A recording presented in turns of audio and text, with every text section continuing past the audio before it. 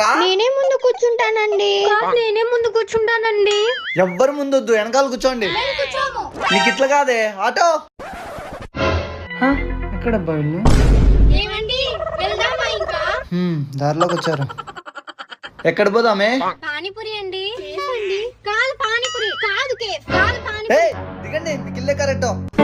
అయ్యో మీ ఇష్టం అండి.